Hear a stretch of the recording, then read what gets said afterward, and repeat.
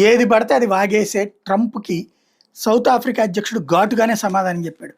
కొన్ని వారాల క్రితం శ్వేత సౌధంలో ఉక్రెయిన్ అధ్యక్షుడు జెలెన్స్కీతో మీడియా సాక్షిగా తీవ్ర స్థాయిలో వాగ్వాదానికి దిగిన అమెరికా అధ్యక్షుడు డొనాల్డ్ ట్రంప్ తన వైఖరిని ఏమాత్రం మార్చుకోలేదు. సాధారణంగా ఆహ్వానించి నిందారోపణలు బురద గుమ్మరించడం అగ్రరాజ్యానికి ఏమాత్రం తగదని ఆనాడే ప్రపంచ మీడియా తీవ్రంగా మందలించిన ట్రంప్ తన తెంపతనాన్ని ఏమాత్రం తగ్గించుకోలేదని బుధవారం మరోసారి రుజువైంది. వాణిజ్య ఒప్పందం కుదుర్చుకుంటారని ఆశతో వైట్ హౌస్కు ఇచ్చేసిన దక్షిణాఫ్రికా అధ్యక్షుడు సిరిల్ రంపోసాకి ట్రంప్ ఆరోపణలతో స్వాగతం పలికారు. దక్షిణాఫ్రికాలో వేలాది మంది శ్వేత జాతి రైతులను వధించారని ట్రంప్ తీవ్ర ఆరోపణలు చేశారు. దీంతో హతాశుడైన రంపాస వెంటనే తేరుకుని ట్రంప్కి ధీటుగా బదులిచ్చారు. శ్వేత సౌధంలో మీడియా సమక్షంలో సంయుక్తంగా మాట్లాడేందుకు రంపోసా సిద్ధంగా ట్రంప్ మీడియాతో మాట్లాడడం వదిలేసి అక్కడ ఉన్న పెద్ద టెలివిజన్లో వీడియో చూపిస్తాను చూడండి అని అక్కడ వాళ్ళందరికీ ఆదేశించారు.